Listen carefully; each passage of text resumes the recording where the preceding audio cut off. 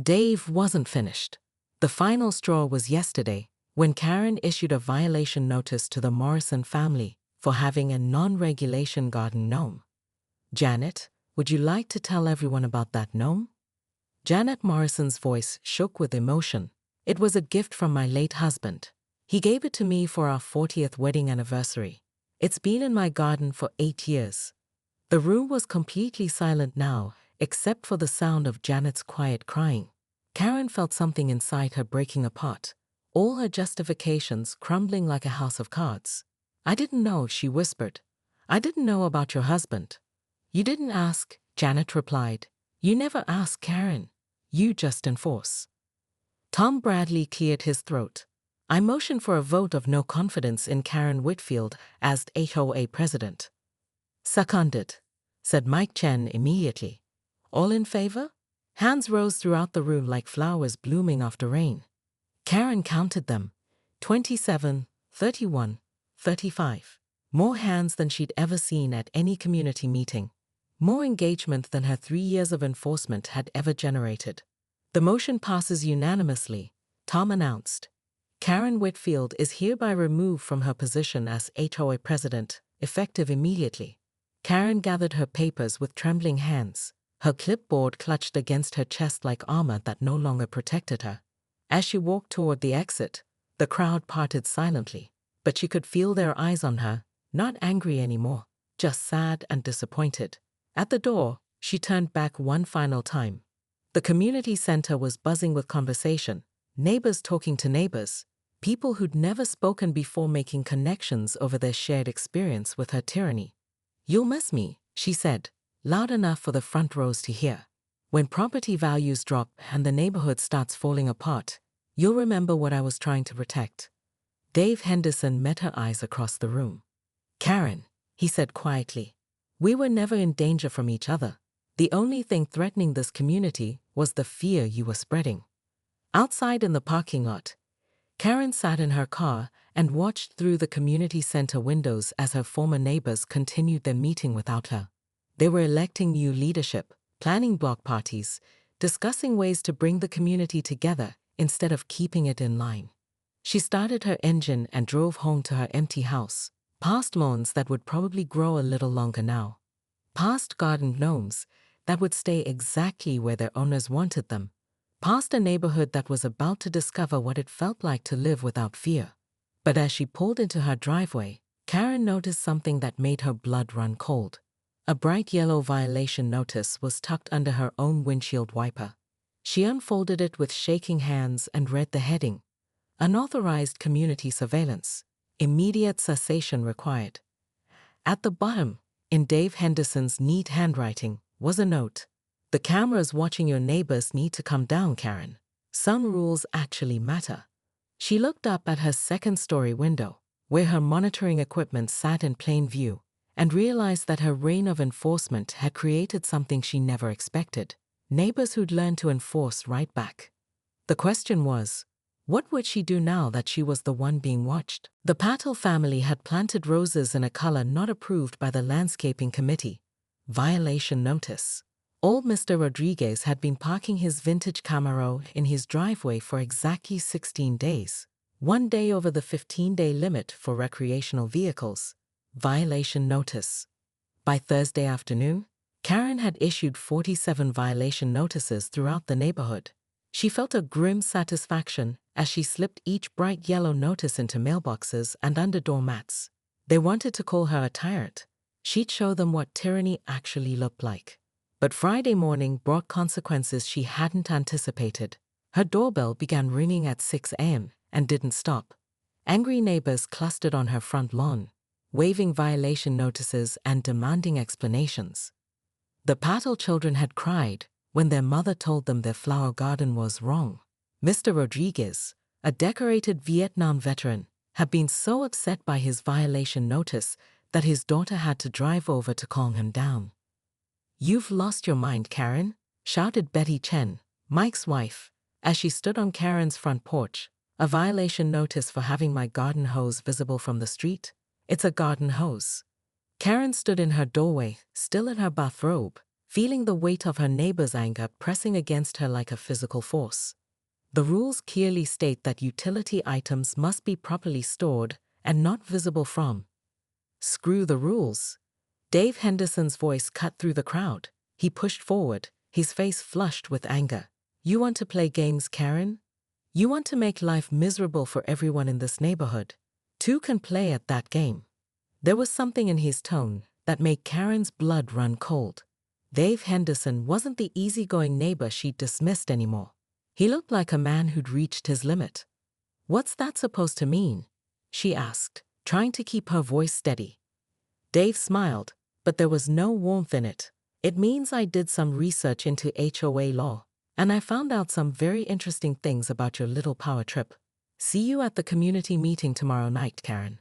I think everyone's going to want to hear what I discovered. Karen spent the rest of the weekend crafting her report, complete with timestamps, photographic evidence, and a detailed breakdown of every HOA violation she'd witnessed at the Henderson party. She printed copies for each board member, highlighted the most egregious infractions in yellow, and prepared a presentation that would make it impossible for her fellow board members to ignore the Henderson problem. Monday morning arrived with the promise of justice. Karen had called an emergency board meeting, and now she sat at the head of the conference table in the community center. Her evidence spread before her like a prosecutor building her case. As you can see from my documentation, she began, clicking through photos on her laptop. The Henderson residence became a hub of community disruption this past Saturday. Noise violations, overcrowding, unpermitted alcohol service, and complete disregard for our aesthetic standards.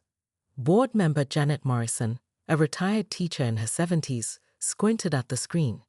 Karen, that's a child's birthday party. My granddaughter had similar decorations at her pool party last month. The size of the gathering is irrelevant to the violations, Karen replied sharply. Rules are rules, Janet. We can't make exceptions based on sentiment. But something in the room felt different. Tom Bradley, the board treasurer, was scrolling through his phone with a frown. Secretary Mike Chen kept glancing at Karen with an expression she couldn't quite read. Even Janet seemed less supportive than usual. Karen, Tom said slowly, have you seen the neighborhood Facebook page this morning? Karen's stomach tightened. I don't waste time on social media gossip. Maybe you should. Tom turned his phone toward her. Because there's a video of you at the Henderson party that's got over 300 comments, and they're not exactly flattering. The blood drained from Karen's face as she watched the cell phone video of herself from Saturday night. The footage showed her confronting Dave Henderson, her voice shrill and angry, while children cowered behind their parents and the festive atmosphere died around her. The caption read, HOA Karen ruins kid's birthday party. This is why nobody likes her. It gets worse, Mike added quietly. Someone posted your address, Karen, and there's a petition calling for your removal from the board. It's got over 200 signatures already. Karen snatched Tom's phone, scrolling through comment after comment of neighborhood residents expressing their disgust with her behavior. Words like power-hungry, neighborhood bully, and miserable human being jumped off the screen. Worse yet, she recognized names, people she considered allies, homeowners she thought supported her vision for community standards. This is character assassination, she whispered, her voice barely audible. I was protecting our property values. I was enforcing the rules we all agreed to uphold. Karen, Janet said gently, maybe it's time to consider that people want a community leader, not a community enforcer. The meeting ended in disaster. Instead of rallying support for Henderson violations, Karen found herself defending her own actions. The other board members voted to table her complaint and suggested she apologize to the Henderson family. The humiliation burned in her chest like acid. That evening, Karen sat in her pristine living room, curtains drawn against the judgment of her neighbors, and made a decision that would prove to be her biggest mistake yet. If the community wanted to turn against her, if they wanted to ignore the very standards that kept their neighborhood respectable, then she'd show them what real HOA enforcement looked like. She spent the next 3 days conducting what she called community compliance audits. Armed with her clipboard, measuring tape, and an intimate knowledge of every HOA rule and regulation, Karen began documenting violations throughout Willowbrook Heights with military precision. The Johnsons' mailbox was 3 inches too far from the curb. Violation notice. Karen Whitfield stood in her pristine white capras and floral blouse, clipboard clutched to her chest like a shield, watching the chaos unfold next door through her kitchen window. The bass from the pool party thumped against her eardrums, each beat a personal assault on her carefully maintained world. Children shrieked with laughter, adults clinked glasses, and someone had the audacity to cannonball into what she considered her neighborhood's peace and quiet. "Absolutely not," she muttered, marching toward her front door with the determination of a woman who'd spent 3 years as Willowbrook Heights' HOA president. Her heels clicked against the pavement like a countdown timer as she stormed across the perfectly manicured lawns separating her property from the Hendersons'. The pool deck was packed. Teenagers splashed in the crystal blue water while parents lounged on deck chairs, red Solo cups in hand. The smell of barbecue hung thick in the summer air, and someone had strung up string lights that cast a warm glow over the festivities. It was everything Karen despised about suburban excess. "Excuse me," she called out, her voice cutting through the music like a fire alarm. "Excuse me, I need to speak with whoever's in charge here." A man in his 40s, dripping wet from the pool, approached with a confused smile. "Hey there, I'm Dave Henderson. Is everything okay?" Karen's jaw tightened. She'd seen Dave maybe twice in the 3 months since he'd moved in, and both times he'd been doing something she found questionable, like parking his truck in his own driveway instead of the garage. "Mr. Henderson, I'm Karen Whitfield, HOA president. We have a problem." She brandished her clipboard like evidence in a court case. "This gathering exceeds the community guidelines for residential entertainment. According to Section 4.2 of our covenant, parties over 15 people require prior board approval." Dave's smile faltered slightly, but he maintained his friendly demeanor. "I'm sorry, I wasn't aware of that rule. But hey, why don't you grab a burger? There's plenty of." "I don't want a burger," Karen snapped, her voice rising above the music. "I want compliance. How many people are here?" "I count at least 30. The party began to quiet around them as guests sensed the tension. A woman with sun-streaked hair, presumably Mrs. Henderson, approached with 2 children clinging to her legs, their swimsuits dripping pool water onto the deck. "Hi, I'm Lisa," she said warmly. "Is there something we can help you with?" Karen felt the familiar surge of righteousness that came with being the neighborhood's voice of reason. These people needed to understand that rules existed for a reason. Property values, community standards, basic respect for one's neighbors. It all mattered. "Your party is in violation of community standards," Karen announced loudly enough for everyone to hear. "And that's just the beginning. I see alcohol being served without proper permits, noise violations, and..." She gestured dramatically at a small inflatable unicorn floating in the pool. "Inappropriate pool decorations that aren't in keeping with our aesthetic guidelines." A teenager floating on a pool noodle actually laughed. "Lady, it's a unicorn, not a meth lab." Karen's face flushed crimson. "Excuse me, young man, but this is a serious matter. Homeowners associations exist to protect property values and maintain community standards. Without proper oversight, neighborhoods descend into chaos." Dave stepped forward, his patience clearly wearing thin. "Look, Karen, Mrs. Whitfield, I appreciate your dedication to the community, but this is my daughter's birthday party. We're not running a nightclub here, just families having fun." "Fun?" Karen's voice cracked with disbelief. "Fun that disrupts an entire neighborhood? Fun that violates multiple community guidelines?" "Mr. Henderson, I've been protecting property values in this community for 3 years, and I won't stand by while newcomers treat our standards like suggestions."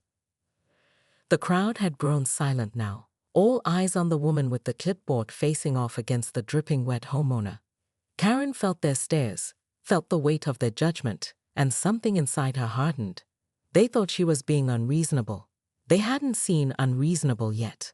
"You have 2 options," she said, her voice steady and cold. "Shut down this party immediately or face formal HOA action. I'm talking fines, violation notices, and if necessary, legal proceedings. Dave's jaw dropped. Are you serious right now? It's a kid's birthday party. Saturday night's community meeting was standing room only. Karen had never seen the community center so packed, and the energy in the room felt electric with anticipation. She sat at her usual place at the board table, but instead of feeling like the room's authority figure, she felt like a defendant awaiting trial. Dave Henderson stood at the podium with a folder full of documents, his expression calm but determined. Behind him sat his wife Lisa, their daughter still wearing a cast from a playground accident the week before, a detail that somehow made Karen's intervention in their party seem even more callous. Neighbors, Dave began, his voice carrying clearly through the packed room. We're here tonight because our HOA president has forgotten that she works for us, not the other way around. But before we talk about Karen's recent behavior, I want to share some interesting facts I discovered about how our HOA funds have been managed. Karen's stomach dropped. That's not relevant to... Actually, it's completely relevant. Dave interrupted, opening his folder. See, I requested financial records for the past 3 years, which is my right as a homeowner, and what I found was fascinating. The room went dead silent. Karen felt sweat beading on her forehead as Dave pulled out a stack of papers. In the past 18 months, our HOA has spent over $12,000 on compliance monitoring equipment. Want to guess what that equipment is? Dave held up a receipt. Professional-grade cameras, audio recording devices, and measurement tools, all purchased by Karen Whitfield without board approval. Janet Morrison gasped audibly. Karen, is this true? Karen's mouth went dry. The equipment had been necessary. How else could she document violations properly? How else could she maintain the standards everyone claimed to want? Community oversight requires proper documentation, she managed to say, but her voice sounded weak even to her own ears. Community oversight? Dave's voice rose. Karen, you've been conducting surveillance on your neighbors. Mrs. Patterson, did you know Karen has been photographing your backyard from her upstairs window to monitor your clothesline compliance?